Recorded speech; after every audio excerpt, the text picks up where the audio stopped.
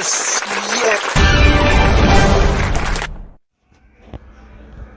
My girl, and say, this is the Lisa Baxter Show, giving you the 411 in the kidney one. My girl, and say, this is. All right. First, you have us lined up to come into the dialysis center. Then you take our temperature. All right. Then you don't have enough masks. You don't have enough gloves or anything. And I mean, germs just up and flying all over the place. I don't know what y'all thinking or what y'all doing. You know what I mean? I ain't supposed to be in quarantine. I came to dialysis in good faith, rode in some crummy transportation to get here. And what really got me, the other people that's coming in the center is not even being checked or tested. Now, what's going on here? I'm going to have to make a phone call. I'm going to have to make a complaint. I got to do something because I'm not checking the coronavirus. That's right, I'm not. So I'm just going to have to make a phone call. I'm going to call my girl. I'm going to call the people, the urban health or whatever, that good thing. What's her name? Lisa Baxter. That's right, because this is the Lisa Baxter Show, giving you the 411 in the kidney world. Hello, guys. How are you and how you doing? Happy Palm Sunday. Welcome to the Lisa Baxter Show. I tried to put you in a different area of the room, but I think my shoes are showing. Hey, it's a reality show. So what we going to do, what we going to say, and we are live. But I have a fantabulous guest for you, a wonderful guest I've been trying to get since maybe a year or two ago, but I'm glad I got him now. He stepped up to the plate. Let me introduce him for you. That's right, I'm telling you right now. This guy is the president of AAKP. Not only is he the president, right? He's a kidney transplant warrior. This guy is bad. You hear me? You're going to hear his words, his testimony, and you're going to hear what he has to say. He's going to help me to give you that extra 411. His name is Richard Knight. Hey, Richard. Hey, Lisa. How you doing? Hey, I'm alive and kicking. I'm glad we finally get a chance to. I'm glad we finally get a chance to sit down and talk. Yes. It's only been 2 years. Well, I don't know, Rich. When you gave me that award thing, it was in 2015 when we were in Kentucky. That's where we first met. So I was I was really grateful for that, meeting you and meeting all the other people in AAKP. I was just so happy to be there and learn so much, so many workshops and stuff like that. And hopefully we're going to touch on some of that, those events that you guys do, and the different things that y'all do and the excellent new things that you guys are doing. So let's breathe and let's get the ball rolling. All right. First of all, tell us what you do at AAKP. Now, I know you're the president. One individual. Huh? No, go ahead. I'm sorry. One individual says, I do what presidents do. But really, Lisa, I do a lot of different things, and it's not me. It's just really working with the team. I've been fortunate as I've gone through this journey. I mean, I've been through that which everyone else has been through, the shock, the pain, the discomfort, the highs and the lows. Then you finally get a transplant. I was fortunate enough to do that. And, Lisa, upon reflection, and my journey really started back in 1986 when I was trying to buy insurance, and I couldn't get it. And they told me I couldn't get it because I had protein in my urine, which I had no idea what that was. And my doctor didn't really explain it to me. But you asked me what I do. Educate and advocate. Because of those early experiences that I had, I said, you know something? We can do better than this. Some people, I call them half empties. They sit around and complain about everything. Yes. And I choose to put my energy into trying to do something about it. And the best thing that I know to do to arm our fellow patients is try to arm them with some information. And there's a lot of bad information floating around, particularly now, So as an organization, we spend a lot of time because we're patients, we're not doctors. So we have a Right. medical advisory board. Mm-hmm. I probably spend more time talking with doctors than I do with my colleagues out at the university in my area of business, medical doctors, that is, and Mm-hmm. always trying to get an update of what's going on, what new advances there might be, what new medical devices, what new drugs there might be that can help improve our situation. And then from an organization perspective, how can we better communicate that information out to the many patients that are ready and willing to receive the information? So Mm. I tell you, I'm kind of a cheerleader for our team. We've got a great staff, and my fellow officers who work just as hard as I do. Um, the main thing is we have a vision, and we're trying to constantly trying to implement that vision and do things. I just say it all the time from a patient perspective that are in the best interest of the patient. Mhm. Well, it takes teamwork to make the dream work. So it's a blessing to have a good team because sometimes you can have the best intentions and the best ideas, but that everything start clashing. So if you meshing That's right. well with your team, that's a good plus right there. I ain't mad at you. That's a very good plus right there. You know. So what is it like in the day of the president? What is it like? Okay, you left the house and you're in your place of business or your organization. What happens then? What is it like? Okay. Well, really, it's like it's not about leaving the house. It's waking up early in the morning, Mm-hmm. getting on the computer, Okay. checking some emails.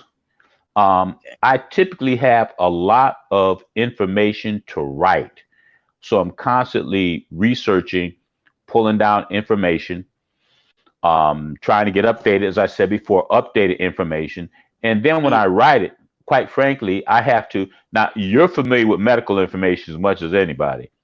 And I have to take that medical information and try to break it down into something that's going to be a little bit more palatable for myself and our fellow patients.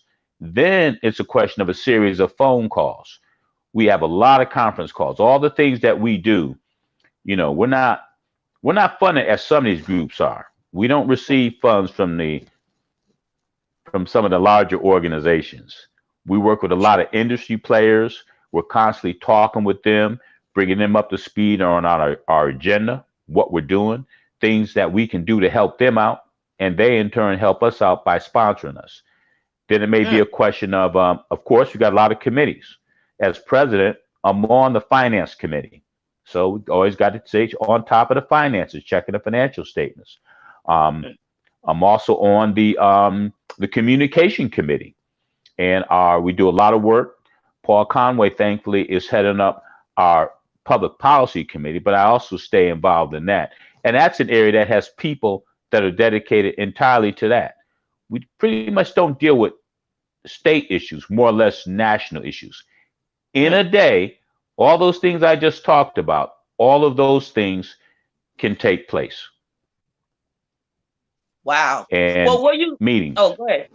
Were you I was leaving the going to say, house hmm before the coronavirus going there, or you always work from the house? well, I work from the house. I teach at a university that's about 10 miles down the street, about 10, 15 Right. minutes from me. But Mm-hmm. my most of my classes are in the evening, and I will go over there for different meetings during the day. So I do get up. Sometime I have to have meetings with students.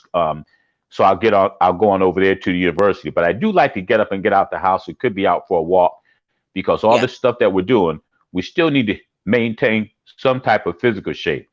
Although I Oh, could sure. use to lose about 25. Been But there, done that. I know and, that's for right. the most I part, I know. I believe you. I a constant understand. challenge. Yes, I know it And, is. I the really other do. thing too is Mm. it's a lot of travel. I mean, I was just up in New York on March 6th, Wow.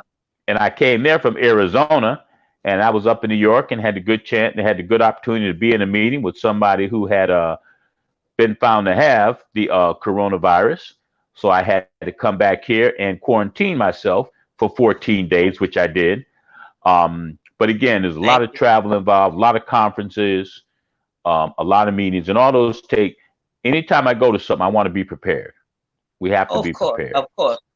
Well, I know you're a professor, and that's what I know. I saw that you were a professor at that university, and what I wanted to ask, well, when they told you came in contact with somebody and you had to be quarantined, how did you feel about that? Were you afraid or scared or anything? Not at all, because to be honest with you, well, let's be totally honest. My thought was that it had been 3 days. I got the email about 3 days, and with our compromised immunity system, I thought if I Yeah. had something that it would show up very soon. So after Mm, 4 or 5 days and nothing happened, I thought that I was okay. So let me just say this: I was yeah. concerned. I was concerned, but I've learned that you don't live your life in fear. You do the best that you can do. So I stayed in, Yes. follow the instructions, wash my hands on a regular basis, all the things that Yes. they were telling you to do, wiped everything down. And since it's just me here, and I have Yeah. a one bedroom apartment, and since it's just me here, I still continue to wipe down and everything. And fortunately, my son helped me out with getting groceries and my my meds. So I really didn't Yeah. have a lot of reason to go out, Mm-hmm. and Well, at I least you could didn't do have my cabin fever. classes. Uh-huh. At Yes, least you didn't have and I cabin could. fever. I used to get that Oh, way when I stayed in the well. house too long, you know? Well, yeah, that's true. But I got a nice view here, um, looking out, and I guess because I'm so busy, I don't really think about cabin fever that much. I mean, on a regular, when I don't have a Yeah, lot of meetings, sometimes right. I may be in the house for 2 days without going outside. So this is just an extended version, and I really don't give it that much thought. Oh, okay, okay. Well, I'm working from home since we had to stay in. So I'm working from Hmm. home and I've been so busy myself between that and working on my sixth book and just taking care of my family, making sure they're good, having our little prayer conferences and stuff like that. Spending more time with God and learning some stuff I didn't know before, Absolutely, all of that. You gotta make use of this time. You know what I mean? Spend more time with absolutely. family, spend more time with God, and learn something you could have learned when you was too busy to learn it. That's right. So That's right. now, And the main thing is, I talk with. Well, go ahead. You ask your question, Lisa. Go ahead. no, go ahead. We riding this thing all the way and we driving together. Go ahead.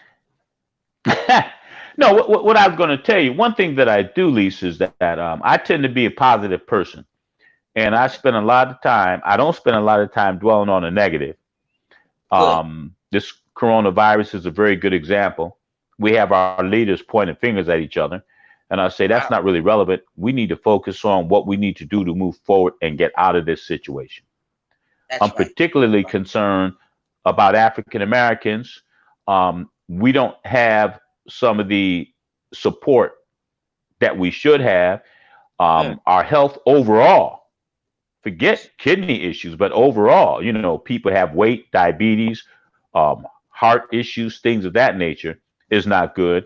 And unfortunately, many of us have jobs that, based on the situation now, they can't exactly do the jobs at home. So that puts an extra level of stress. So certainly yeah, trying to talk people to keep them motivated, keep them thinking positive, because negative energy is very draining and that creates stress. And we all know from going through what we've been through, we have enough stress that we have to deal with. So, yeah, like you said, in terms of doing some reading, in terms of looking at something and learning something that you haven't before, mhm, and I am not the one that attends church as regular as I should, but I certainly do believe in a higher being and a higher power. And I do spend a lot of times being thankful for what I have and just asking for patience and strength. No mm, need to ask for any yeah, material things. I believe that if I have the strength to go forward and the patience, that I'll be able to handle most of that which is thrown at me. And so a lot of my friends who are older may not be in the best shape in the world. Hey man, stay focused, get up, do not succumb to sitting there in that chair and watching TV all day. Mm. Read something, write something, touch base with your family, like you're doing. You can do a face to face now. If you got an Yeah. iPhone, you can do FaceTime. If you got an Android too. Android, you can do That's Dual right. Mm-hmm. or Zoom. So FaceTime that them or there's no. something, you know what I mean? That's right. And they'll So be that you glad can to really hear be in from you. touch. So it's kind of absolutely. They'll be And glad now's to a hear. good time to do it because we're not spending that time out in traffic. My utility bill's a little bit higher, but So you're home my all gas day. bill definitely went down. Yeah. You might not eat as much, but you might burn up more lights and stuff like that. Now, Richard, how long you was on dialysis when you was on dialysis? I was on dialysis a little bit over 2 years, Okay. How was that and experience? that experience was, as I tell people, insightful. It Okay. humbled me, made me a better person, made me appreciate good health, but it also gave me the insights about the process and about the system. And, as medical doctors will look at your body, Mm-hmm. they'll look at your blood, they'll take a look at your urine, and they'll be able to make some type of assessment. Well, that's what I do with businesses. I look at how Mm. they operate. I Okay. look at the processes and the procedures. I look at how it's structured. I understand the funding. And it was very, very clear to me that the dialysis business is a business. And there are Oh many yeah. things. I'm not saying that things are being done against patients, but there are things that can be done better for patients, but there's a cost to them.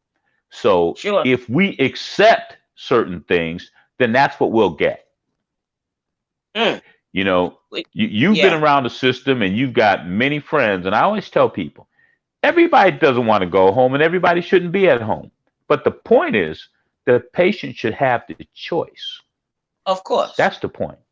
Yeah. You Not your got to put it doctor out. telling you to go over here, because in many instances, you're not even told. I was not told about home dialysis, no idea. Mm. And I was a perfect candidate. While I was on dialysis, I continued to work. I was president of a Boys and Girls Club, Mm. on a board of a That's good. large chamber of commerce, and very active. I was fortunate that I was able to continue doing that. Many Yeah. other You stayed patients healthy. aren't, and they would do much better. Well, my body, as the doctor told me, Mr. Knight, you're very healthy. You just don't have any kidneys. So you have Mm-hmm. no comorbidities. Mm. You're just in great shape, but high blood pressure has taken away your kidneys. Wow. And I had an operation back in 1983 where I received these very powerful antibiotics. And Mm. one doctor told me that as a result of those powerful antibiotics 6 times a day, 10, 6, and 2 around the clock, to get rid of a infection that I had in my foot, Wow. that also caused damage to my kidneys when they look back in retrospect. But at the time, they were trying to save my foot, which they did. Mm. I know the I feeling was with that. told back then. Yeah. Yeah, go ahead, Lisa. No, I had Steven Johnson syndrome, and I got that from Mm-hmm. some antibiotics that I had too, and my organs had started to shut down, and I almost died in '99. Okay. I had two terrible things happen to me in '99. I had broke 4 things in my neck. Don't even want to go there. But I said that to say Mm-hmm. this because I identified with what you were saying about antibiotics and it bothering you. But polycystic kidney disease is what killed my kidneys. But I had some other things that Oh, tried to kick wow. it out along the way. You know what I'm trying to Yeah. say? But Yeah. well, how long did you have the And transplant? Hmm? October 2006. Well, good for you. So Come on here. roughly about 13 and a half years, going on Wow. 14. I'm going on my 4th year, June Okay. 29th. So yeah, so That's great. kudos to you and blessings to you that you've doing And this good thing, lasting this long. And and I'm sure kudos that's one of the and things kudos that to makes you. you thank you. That's probably what makes you so Absolutely. passionate about what you do. Lisa, you and Yeah. your family have been through so much more than I have. I get humbled around most patients Mm, because they have been through so much. And like yourself, you are still out here battling. supporting, advocating, teaching, motivating. And when I go to the meetings and I'm around all these patients and I hear their stories, I'm just humbled. And my point is that I am fortunate and that I have a background and a training to be able to do some of the things that I can do. And it's a pleasure to work with and serve the group of people in our organization and those outside the organization that are interested. When I look into their eyes and I see that they've been ill served, it just makes my blood boil. Don't it? But the Don't it? strategy is we Mm, it does, but as I tell, but like we talked about before, I can't get mad and blow up. I've got to no. use that energy to figure out how we can go forward. And the way that I figured out, we have what we call a national strategy. Paul All Conway right. and myself developed for AKB back in 2014. We Mm-hmm. continue to implement it. And we were very humbled. Back in 2017, we received the President's Medal from ASN, which is something that they give to those who are passionate and Mm. rise above the challenge and really exhibit and have an impact on the patient community. To show you the significance of it, the year before, two congressmen received it. So I Mm-hmm. said, well, Wow. as much as I talk about the congressmen, I have the greatest respect for them because they do have a tough job. And Surely. so I know a anytime you couple, can be yes. considered worthy of receiving something that they have, it's a very humbling and positive thing, and it's just a sign. I believe that we were on the right track in terms of making changes, It's not a just big with honor. patients. It's, Mm-hmm. it's a big It's a honor, big Lisa, honor. and like yourself, we're not just dealing with patients. We're dealing with the healthcare community overall. Oh yeah. Letting The whole doctors thing. understand that patients have a different perspective. Letting people that Really. run these organizations, I say, I disagree. That's not a healthcare problem. That's a management problem. And here's Yes, and I yes. and now I can suggest you what might be done to fix it. And That it's I um yeah. it's what we That's have the to truth. do. Mm-hmm. And you got to do everything you can with this. Instead of letting the illness beat you up and beat you down, this is your chance to take it somewhere else, learn something about it. I always say, I don't care what illness you're dealing with, learn something about it and from it, and then run with it. Do something, make some Well, changes. well, Find out there's organizations for every illness or sickness. If it ain't an organization's there are. association, if it ain't an association, it's a foundation. You know what I mean? So That's right. I know with AAKP you have a health ambassador, because I'm one for Rogerson. Besides being a social Hmm. worker for 24 years, I'm a health ambassador with Rogerson. But I know AAKP offers that position or a job and volunteering and what have you. Can you tell us a little bit about that? And is there any website you can say?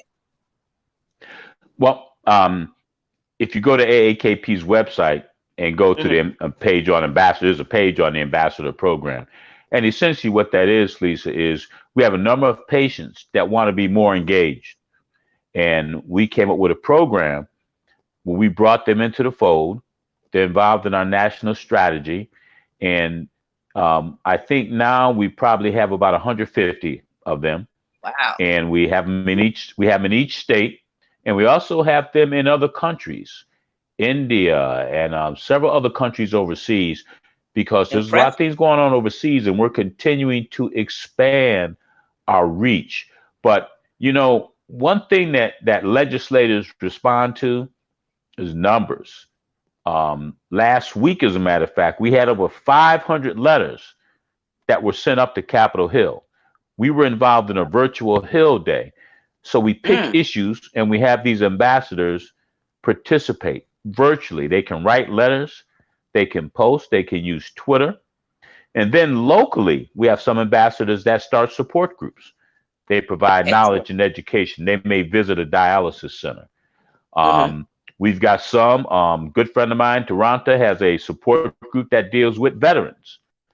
Oh, VTA, the excellent. Veterans They Transplantation need that. Association. Yes. So, So we also have a Veterans Health Initiative, but he's got a separate support group, and we support all of that. Our goal, we want to help you. If you want to be engaged and you want to do something, we want to help you figure out what it is, give you some support, give you some ideas, give you some Yeah. direction, Oh and yeah. let you Good. go forward and do it. Mm-hmm. Now that's wonderful. You Now know, that's what I'm talking about, and that's what it's all about. I mean, you try a little bit of everything because I do the kidney walks, the Donors Network, the National Kidney Foundation, even Get Your Rear in Gear, Colon Cancer Foundation. You got to know what your cause is or what your family's dealing with, what you're dealing with. Maybe you're not dealing with none of those things and just want to be a blessing and help. Sometimes you just got to get involved. yep, You know what I mean? Because sometimes this absolutely. stuff comes to your door and you don't have a clue about what it's about or what it is, and you panic, but you wouldn't have to if you just do your homework or watch Urban Health. How about that? Yeah. Well, Or join Urban AHHC. Health is providing a great service Yes, it because is. you're spreading information. You're sharing information. You get folks like yourself, Steve, Jared, I was on with last week, and it's a great group of Yeah. people, talented, Oh, I was a watching. I talented was group of watching. people. Yes. Tamika, Steve, Jared, Dawn. We got Absolutely, a big family there. absolutely, Uncle big Jim. family, That's and right. it's growing. Oh, it's Uncle growing. It's Jim. growing.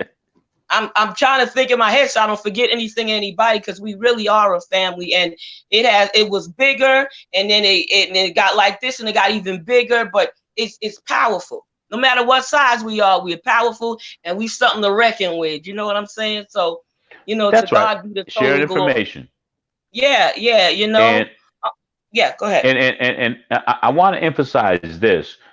A lot of things are being shut down, programs, meetings, and things of that nature. Sure.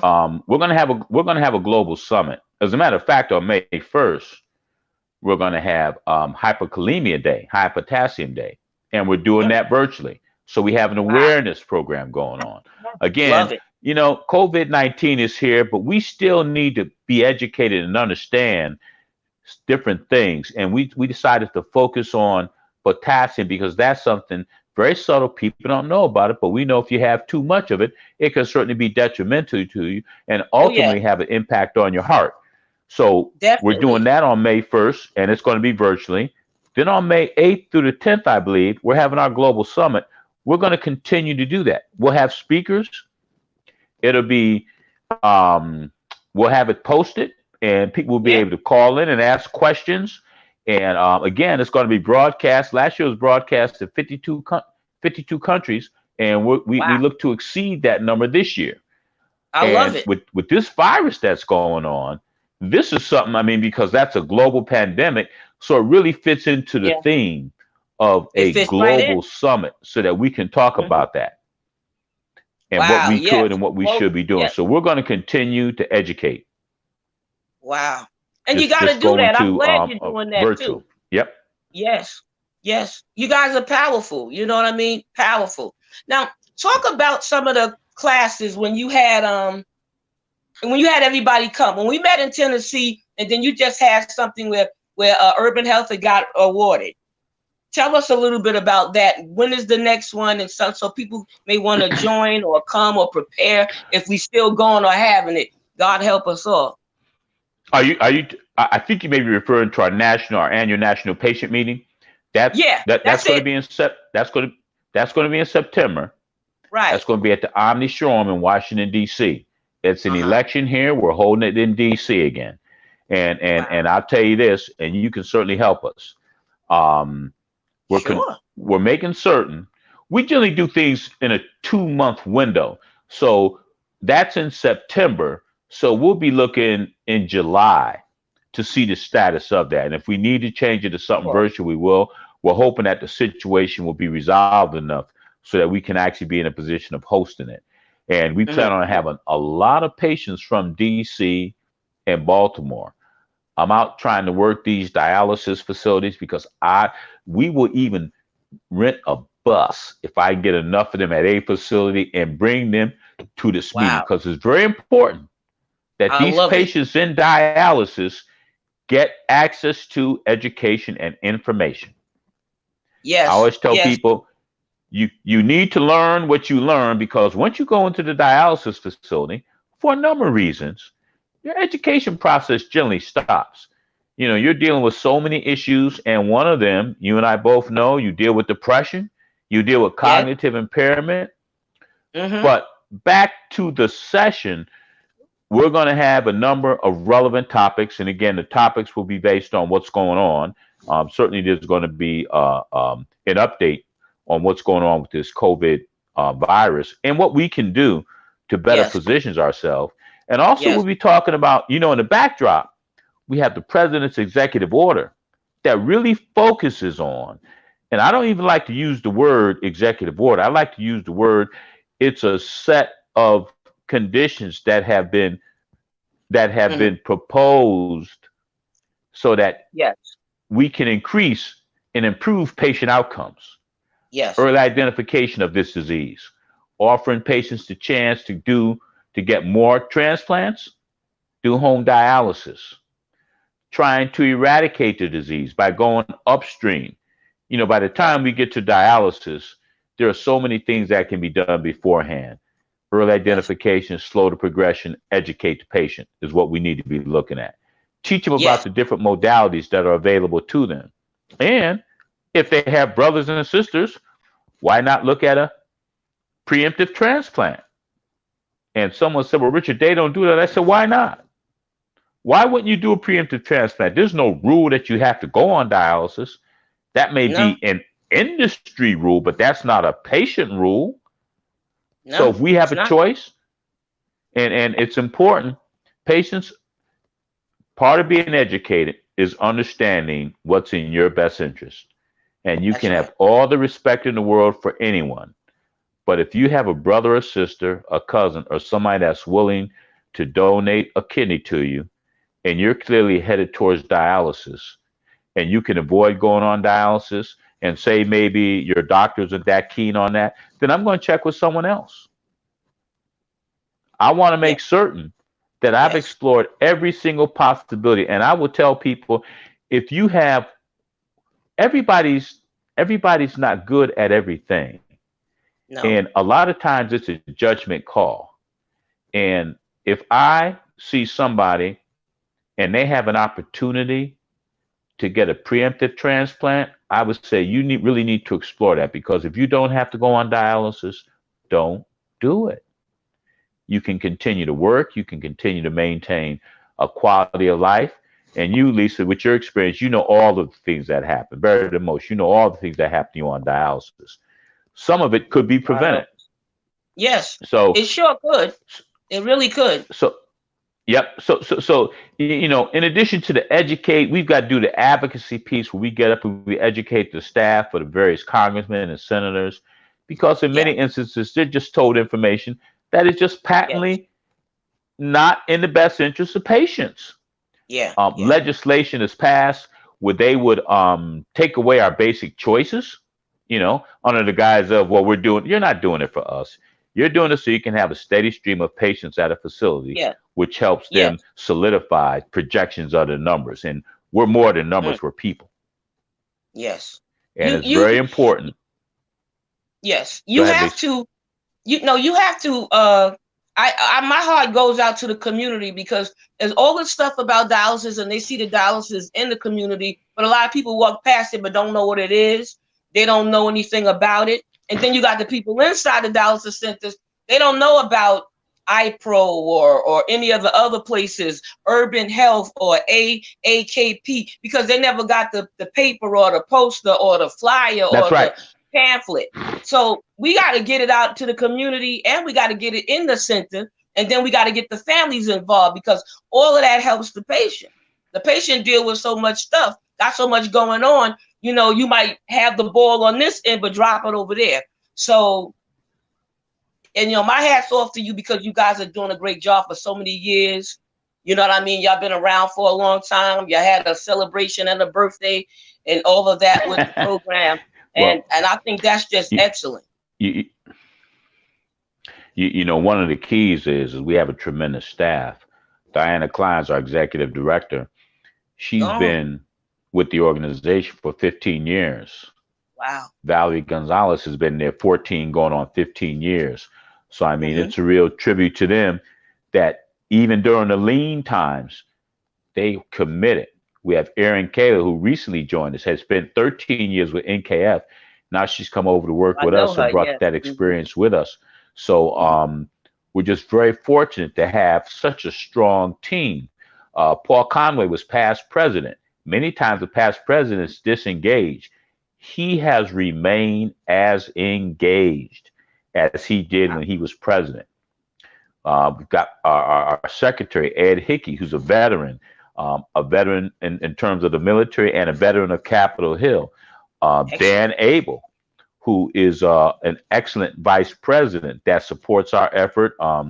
Again, a transplant patient, a businessman in its own Mm-hmm. right. So we've got a very talented board of directors and set of officers.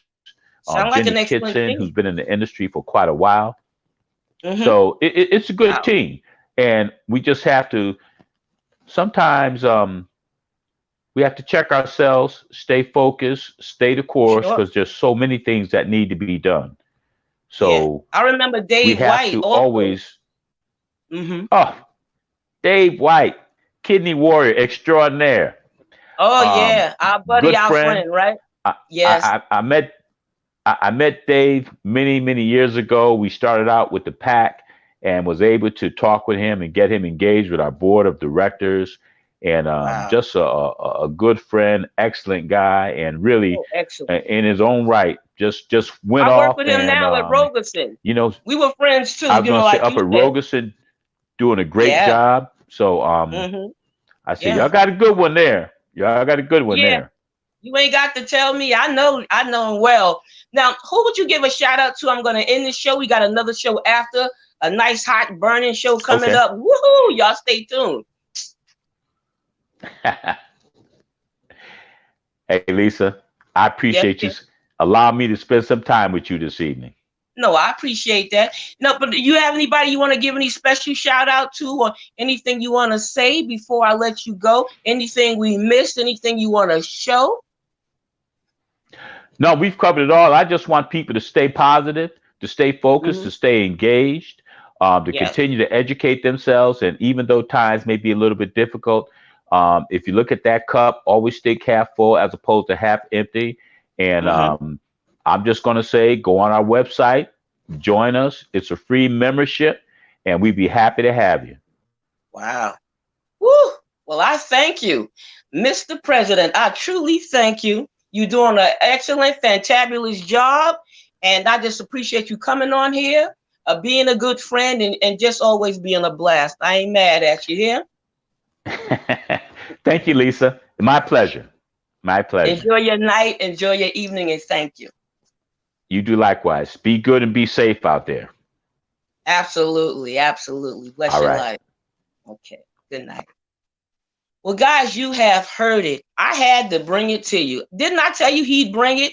He has a lot of information, a lot of background, and he has a testimony. He ain't just the president. He was one of us. That's right. A dialysis and a transplant patient. How about that? I ain't mad at you. Well, enjoy the rest of your evening. Be good to yourself. It's Holy Week, so enjoy the Holy Week. Be a blessing to yourself and your family and to your community. Good night. God bless. Happy kidneys. Bye.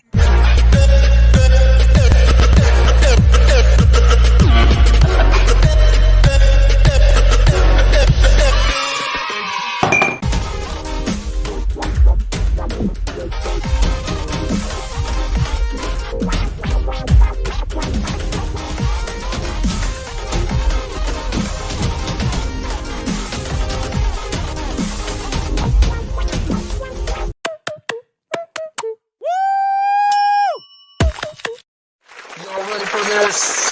Yeah.